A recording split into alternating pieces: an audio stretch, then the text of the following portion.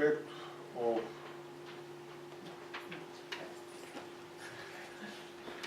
you can announce your talk. Okay. Thank you very much for introduction, and I would like also to thanks to the conference organizers for organizing of this series of these conferences and school.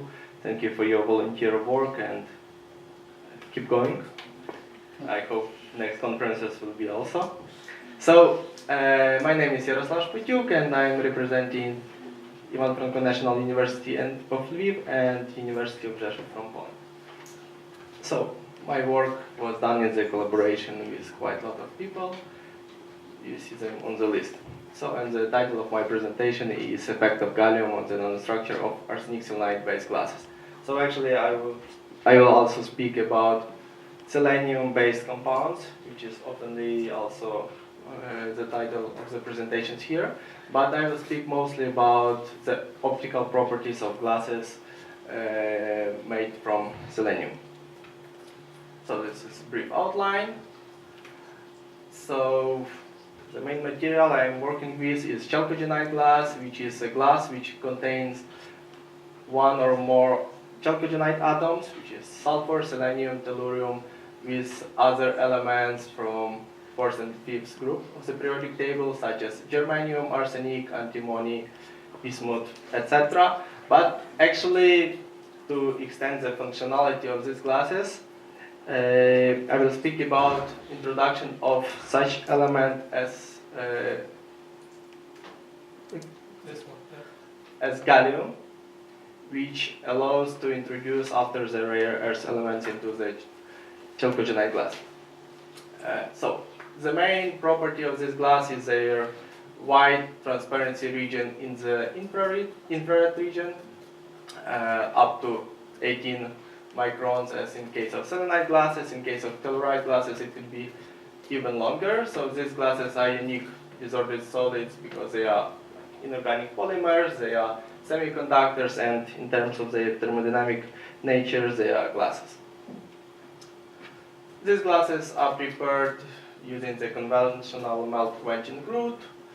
Here we can see the quite complicated scheme of the glass preparation, where we use so-called single-step distillation procedure. Everything is done under the vacuum because as we want to obtain an optical glasses, we need to avoid any oxygen because it will cause absorption in the mid-infrared region. In the end of this procedure, we get such kind of a rod of the glass, which after we can use, for instance, to cut on the disc and obtain samples, or to shape into the fiber, as we can see on the next slide. We use the rod, we heat this rod, and we start to put small drop. After, by controlling the speed of the drum and the speed of the distance of the rod, we can control the diameter of the fiber. So, thanks to the large transmission region in the infrared, these glasses has a real lot of application in space optics, night vision cameras, infrared sensing, photoelectricity, and other. But I will speak about one kind of application which is called fiber-luminescence-based spectroscopy. First of all, most of the biological molecules have their vibrational fingerprints in the infrared region. So by scanning some liquids, like what we do, we use the chalcogenide fiber, we introduce the fiber into the sample, let's call it that, some biological liquid, and in the fiber, the evanescent wave appear, which can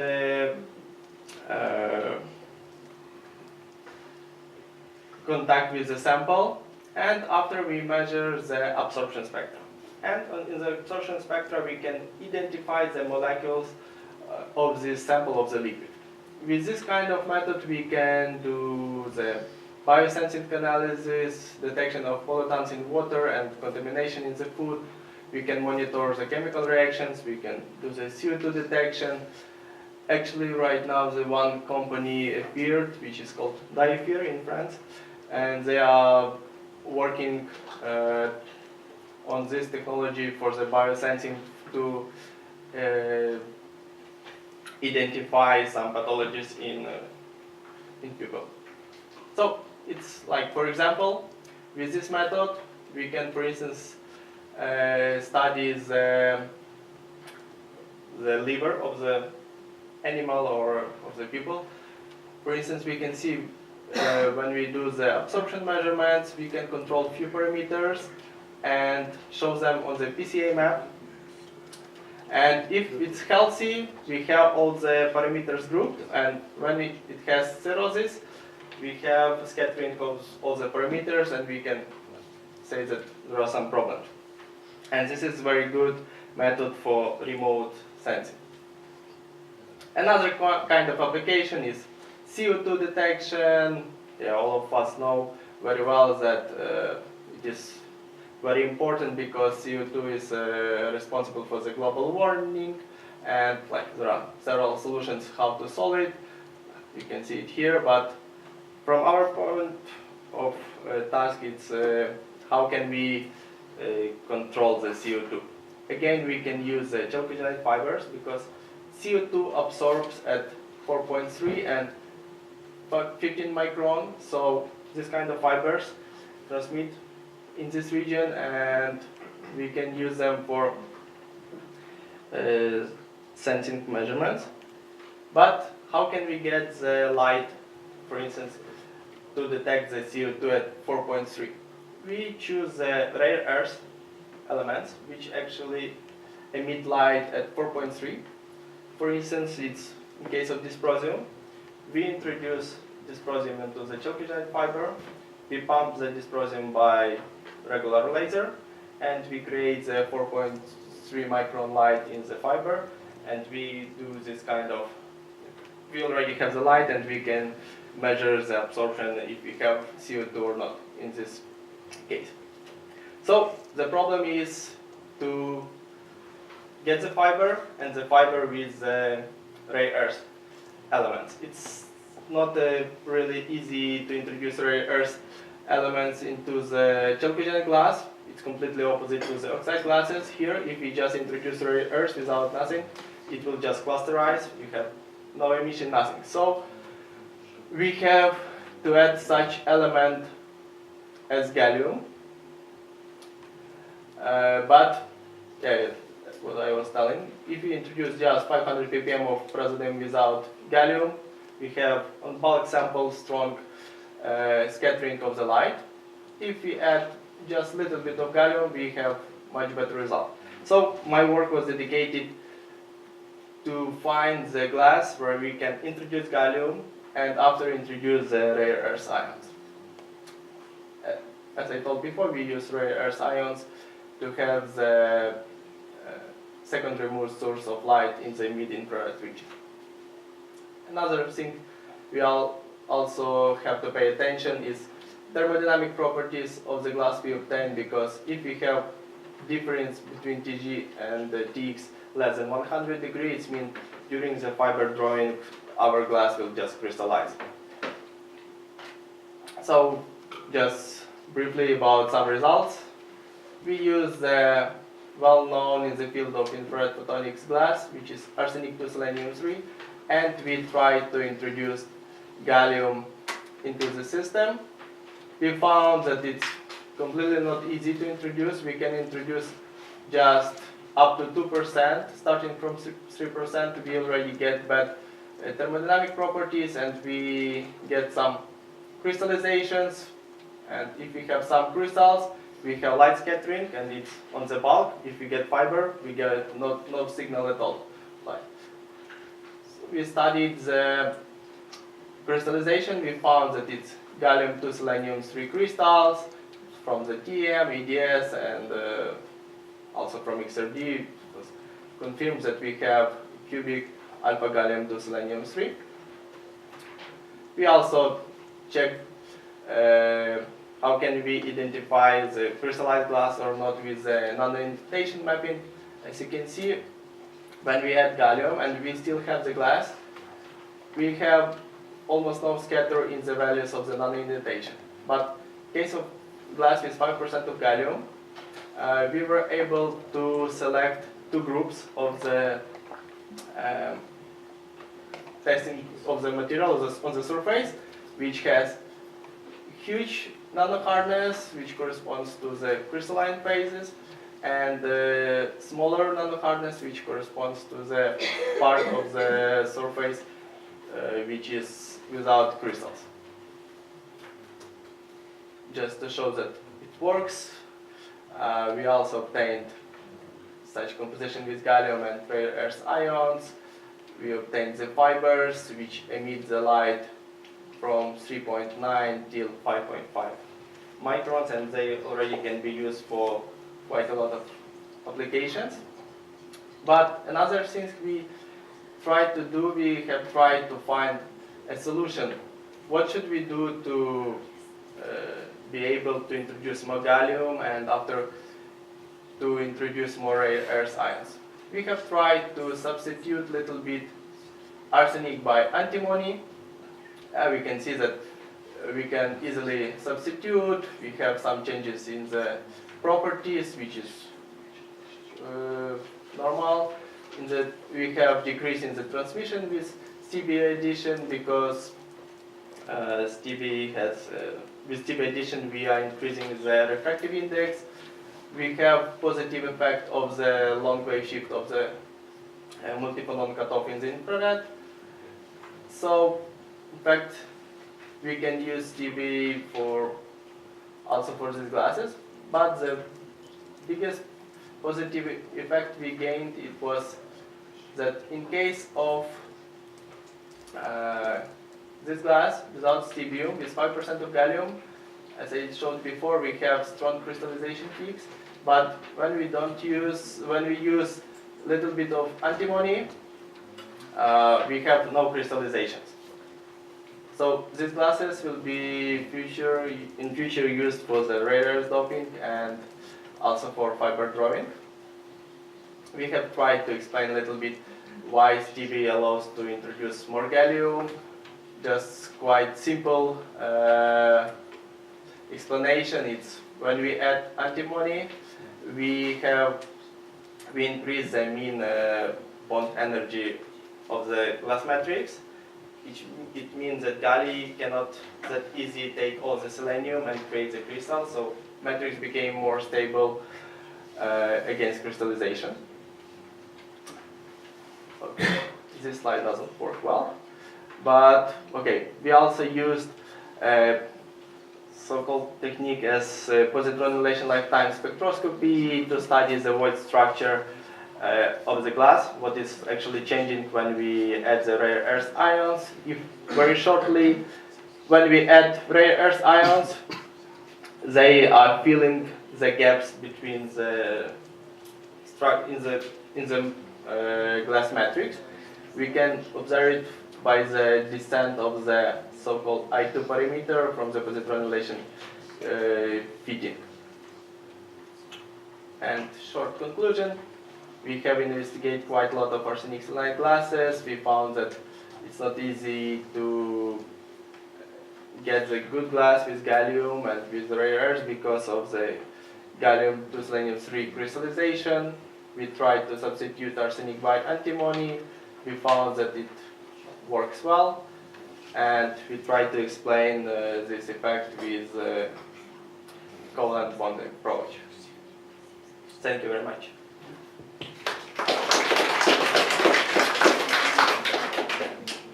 Okay, thank you.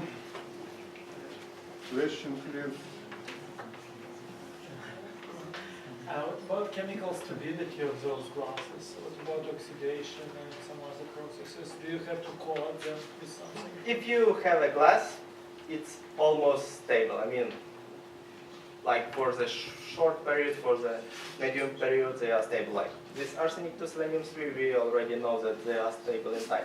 There are some glasses which are not stable, they are changing. Like we have done some studies, like in even few weeks, the glass already changed the properties. But for the stoichiometric glasses, like arsenic 2 selenium 3, they are stable in time up to 15-20 years. Like, yeah, you can have some oxidation on the surface, but you can use the ethanol, clean it, and that's all. Okay, other questions? It's actually not a question, it's just curiosity. Like you said, there's some cooperation between Ukrainian university and university in Poland. What part of this work? Most of this work was done in France. Is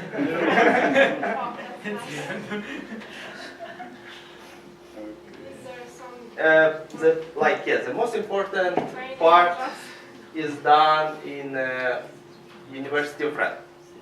So there is a huge institute, Institute of Chemistry of University of France, where there is huge laboratory of glass preparation. So most of the glasses and fibers were done there, and all the characterization was done mostly in Poland and in Ukraine.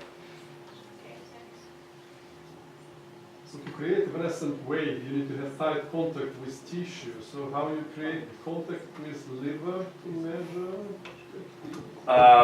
We just have the fiber without any coating, and it already have a contact. No, how you get access to the liver? To the liver, at this moment the measurements were done in such a way that liver was extracted, and we put just the fiber. That's very helpful for the patient of alcoholic syndrome. Yeah, but actually it's not really the topic I'm doing after this biological, but this Daycare company, they already collaborate with hospitals, and they try to perform in vivo measurements. So they do it like biopsy, but not extracting the tissue. And what animals with alcoholic syndrome? Usually mouse. Okay, and I have a question. Can you compare your fiber with standard telecom fibers and with fibers topped with erbium? Like if you compare, like as you can see, the attenuation is around 1 dB per meter, when telecom fiber is less than 1 dB per kilometer. So there is nothing even to compare. But in fact, in case of chalcogeneric glasses, we don't need the big lens for this kind of applications. 1 meter, 2 meter. For some other applications, it's like up to 20 meters and not And more. this fiber is multimode? No, it's single mode fiber. Yeah. And could you use It's depending on what you want.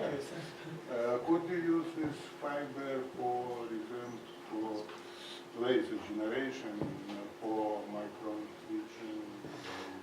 Yes. This Yes, like what I told in the beginning, it can be also used for the I think I told that. Yeah, like laser sources. Yes. Yeah. All the time, if we have rare earth ions in the fiber, we can say that it's laser source. Yeah. You never only in conclusion you mention the losses. Yeah. Yeah, losses are quite big. So for lasers usually, for laser sources usually oxide glasses are used.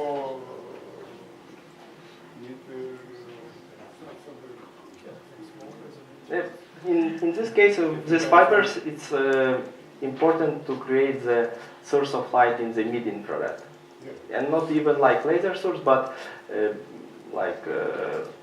the few sources of light. Like we combine the different rare earth ions to cover almost all the mid-infrared. Okay. Other question, please. Okay,